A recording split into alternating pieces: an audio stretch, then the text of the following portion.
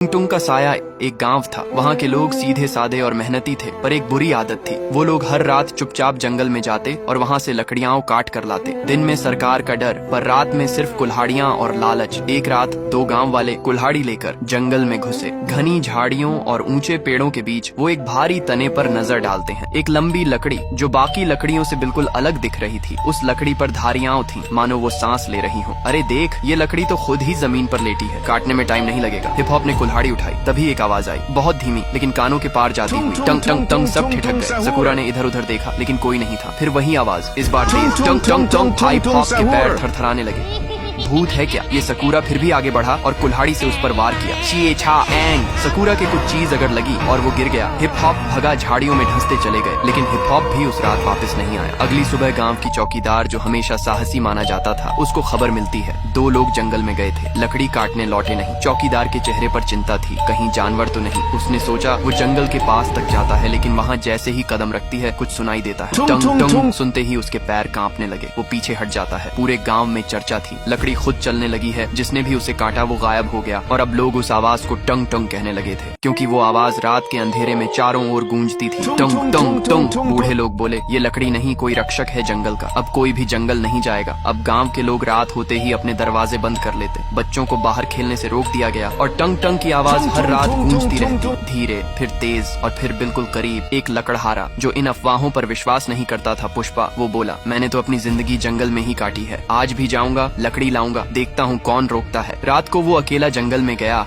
और कुछ घंटों बाद उसकी चीख सुनाई दी, बचाओ, ये कोई लकड़ी नहीं, ये जिंदा है। फिर उसका कुछ पता नहीं चलता। चौकीदार ने अब ठान लिया था, ये सिर्फ कोई अफवाह नहीं, कुछ है वहाँ, कुछ ऐसा जो हम इंसानों को रोकना चाहता है। वो बुजुर्गों के पास जाती है। एक बूढ़े बाबा कहते हैं, वो लकड़ी नहीं, जंगल का राजा है। टंग टंग। न वो आदमी है, न जानवर, न भूत है, न देवता। वो जंगल की आत्मा है। जब भी किसी ने जंगल को नुकसान पहुँचाया, वो टुंग टुंग बनकर लौटा। चौकीदार अकेली जंगल के पास खड़ा था। हवा तेज हो रही थी, पेड़ हिल रहे थे, और फिर वही आवाज, टंग टंग। झाड़ियों के बीच से वो आकृति सामने आई। लकड़ी का बना एक इंसानी आकार, बिल्कुल सख्त, पर आंखें जल रही थी। चौकीदार की सांस रुक गई। वो देख रहा था जंगल के रक्षक को, लकड़ी के राजा टंग टंग को। टंग टंग कुछ नहीं बोला, सिर्फ एक बार जोर से गूंजा, टंग टंग, और जंगल की जमीन कांप उठी। पुष्पा भागा नहीं, लेकिन उसकी आंखों में पहली बार डर नहीं। सवाल था, क्या ये राक्षस है या रक्षक? ये वीडियो फ्री फायर को टैग करो पार्ट 2 के लिए।